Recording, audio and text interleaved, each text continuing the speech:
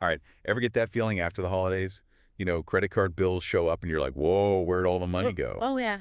Well, imagine that. But it's not debt. It's this scientific theory you got to prove wrong. Okay. And your secret weapon, a 7-foot-tall moose. And it's kind of smelly. Sounds like a joke. It does. But this is a true story. Thomas Jefferson, founding father, future president, he went on this mission To take down a scientist. to take down a European scientist. Yeah. It wasn't just some science debate, right? No, definitely not. This was egos, national pride, the whole shebang. This theory basically said, hey, America, everything you got is puny. Yeah. Degeneracy, they called it. Yeah. This top French naturalist, Comte de Buffon, he was all about it. He was saying American climate makes everything wimpy. Plants, animals, even people. He really thought that. So basically, he dissed America. Yeah. Right? A newly formed country, boom, insulted. Jefferson was not having it. He already wrote this whole book about how awesome American nature is. Notes on the state of Virginia, right. That's the one. But words weren't enough. Jefferson wanted proof. Something huge E to shut Buffon up. Had to make a statement. And what's bigger, more American than a moose? Yeah. Back then, bigger is better was practically the motto. Totally. 18th century, that was the thinking. Age of Enlightenment, all about reason, progress, but also size equals power, you know? Right, like it even justified colonialism and stuff. Exactly. Jefferson was a man of his time, sure, but he wanted to fight that whole America's weak idea. But how do you prove your moose are bigger? Like send a nasty letter. Jefferson took it up a notch. He's going to ship an entire moose, dead, over to France. No way. Oh, yeah. First, he's writing to all his buddies, hey, seen any huge moose lately? Need details. I can picture it, him crowdsourcing this moose hunt. For a friend in France. Seriously, he's got this questionnaire, 16 points, all about moose. This guy was committed. Okay, but finding, it's one thing. Now they got to ship this thing across the ocean. That's a big moose. Not a simple task back then. No kidding. No overnight shipping in the 1700s, right? Sailing ships, weather's unpredictable, and preserving a moose. They're trying their best. So this moose doesn't waltz into Paris looking fresh, does it? Let's just say it wasn't the grand arrival Jefferson imagined. By the time it got to France, it was pretty ripe. Oh no, I'm picturing French customs, expecting this majestic beast, and they get hit with, well, you get it. Not ideal. And to make it worse, Sullivan, the governor of New Hampshire, he sent extra antlers. Hold on, extra.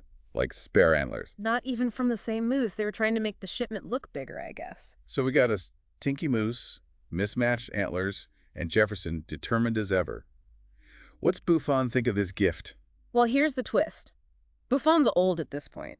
80s, not doing so hot. So, all that effort for nothing. Jefferson just gave him a smelly decoration. Well, Buffon actually dies about 6 months after the moose gets there. Never officially responds to the whole thing. Wow, what a letdown. It's anticlimactic, right? All that work, and the guy never even gets to study it properly. Feels like Jefferson wasted a lot of time, money, energy. Maybe not entirely. Even though Buffon didn't take it back publicly, he did change his book later on. Took North America off the degenerate list. Interesting.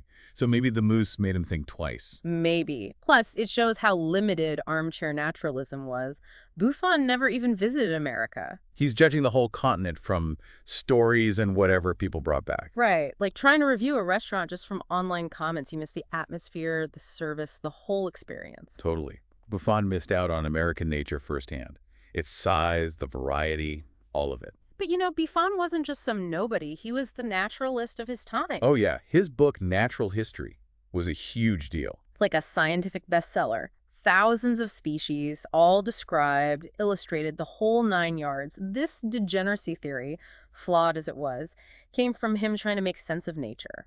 So what exactly did he think was so degenerate about America? It wasn't just about being small, was it? Nope, it was deeper. He thought the climate, colder and wetter than Europe, messed everything up. So basically America's just off, according to him. Pretty much. And this extended to Native Americans, too. He called them weak automatons, lacking passion. Oof, that's rough.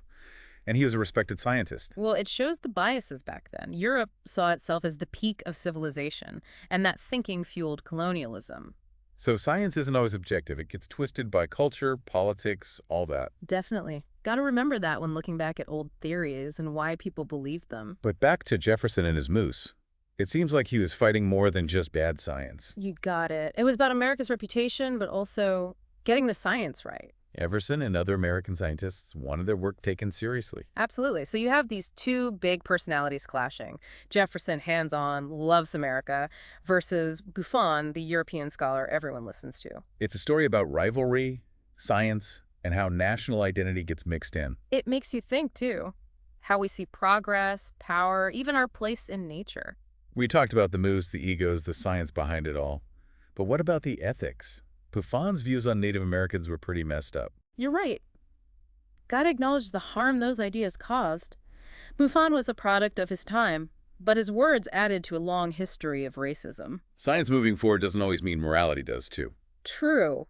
This story reminds us to think about the ethics of science, then and now. So it's not just a funny story. It shows how science and culture mix, how ideas, good or bad, stick around. And maybe makes us question if bigger is always better, after all. That's a big question. This deep dive has given us a lot to chew on. It has. It shows how important it is to think critically, challenge what we assume, and be open to different viewpoints. You gotta think, moving something that big back then, not like calling FedEx, right? Yeah, no kidding. Sailing ships, the trip takes forever, and keeping a moose from, well, rotting. It's a challenge. So, yeah, probably didn't show up in Paris looking like a magazine cover. Not exactly. Let's Yeah. just say by the time it got there, there were some Oh, aromas. man, I can only imagine. All those fancy French folks expecting the symbol of American power, and instead. Not the best first impression. And get this, the governor, Sullivan, he sent along some extra antlers. Wait, what? Extra antlers? Like as a bonus? Not even from the same moose. Like they were trying to bulk up the shipment, even if it was kind of, fake. So we got a stinky moose, random antlers, and Jefferson still going strong with this. What did Buffon think? Here's where it gets tricky. Buffon, he's old by this point, in his 80s, not in great health. Oh no, so all that effort for nothing. Jefferson basically gave him a smelly paperweight. Well, actually, Buffon dies about 6 months after the moose arrives, never even officially addressed it. Talk about anticlimactic, all that, for nothing. Well, not completely, even if Buffon didn't say I was wrong publicly. In later versions of his book, he changed things, took North America off that degenerate list. Huh, interesting. So maybe the moose did get to him a little. Maybe.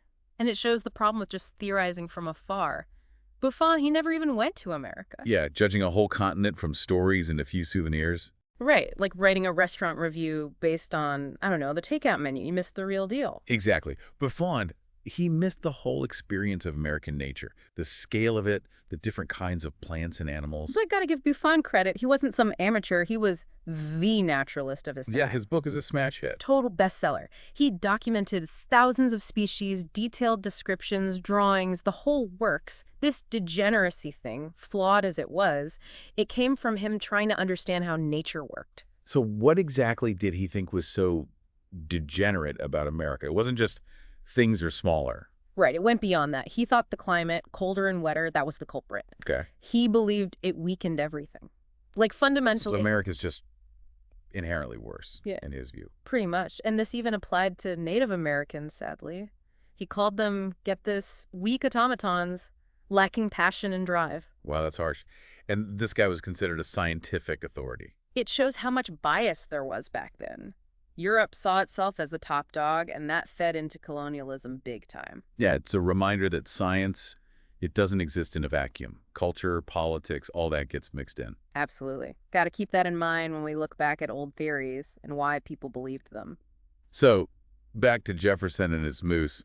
It seems like he was fighting for more than just correcting the science. For sure. It was about America's image, but also proving American science was legit. He wanted respect for American scientists, for their work. Exactly. So we have this clash of titans, right?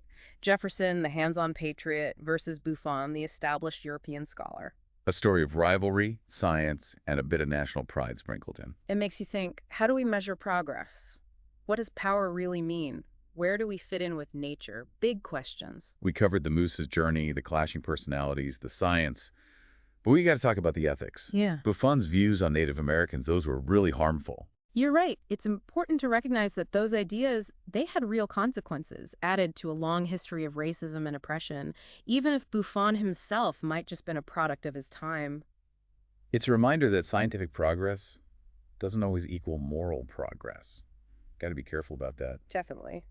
So this story isn't just a quirky history lesson. It makes us think about the responsibility that comes with scientific discoveries then and now. So yeah, it's more than just a funny moose story. It's about how science and culture get tangled up, how ideas, for better or worse, have a long life. And maybe, just maybe, makes us ask if bigger is better is always the right answer. It's kind of crazy, right? Yeah. Moose, founding fathers, all this ends up making us question bigger is better. It makes you think, yeah. Buffon being obsessed with size, it's like a mindset we still see today, you know? Totally. Like bigger houses, more money, tons of followers online. It's still a thing. Exactly. And we're so busy chasing more, we might miss what's actually important. So how do we break out of that thinking? It feels like the whole world rewards being big. Well, first, gotta recognize it, right? See how that idea shapes what we value, how we act? Yeah, makes sense. Then we can start questioning, is that really what matters? Maybe there's a different way to see progress. You know, it's funny, Jefferson, he had mixed feelings about size and progress, too. Oh, how so? He loved showing off how grand American nature was, but he also worried about growing too fast, expanding too much. Interesting. He saw firsthand how America was changing, native tribes being pushed out. Yeah, it wasn't all sunshine and roses for him. So even back then, people were wrestling with this. Ambition versus sustainability, personal gain versus the common good. And today, it's even more intense. Climate change, inequality, tech moving so fast. Right. These choices we make, what matters to us, how we define success, it all has an impact. This whole moose story, it's not just a funny history thing. It's like a warning. A warning. Yeah, it's a warning to think about the consequences of our values, our priorities. And to ask, what kind of world do we want? Keep chasing bigger or find a better path? Big questions for sure. But this deep dive, it's given us a lot to think about. Definitely. It shows how crucial it is to think for yourself, question things, be open to different ideas. So if folks want to learn more about all this, what should they check out? Oh, there's tons of great stuff on Jefferson, Buffon, the history of science. A good start might be Jefferson's own writings. Like his book. Yeah, Notes on the State of Virginia. He really lays out his view of American nature there. Perfect. And hey, keep exploring the topic. Draw your own conclusions. That's what it's all about. Exactly. History, it's not just dusty old stories. It's a conversation that keeps going, affects us today. Well said. Thanks for joining us on this deep dive. Moose, Founding Fathers, Smelly Science. What a ride. My pleasure. It's been fun. And for everyone listening, if you enjoyed this, subscribe to the deep dive. More history, science, all that good stuff coming your way. Until next time.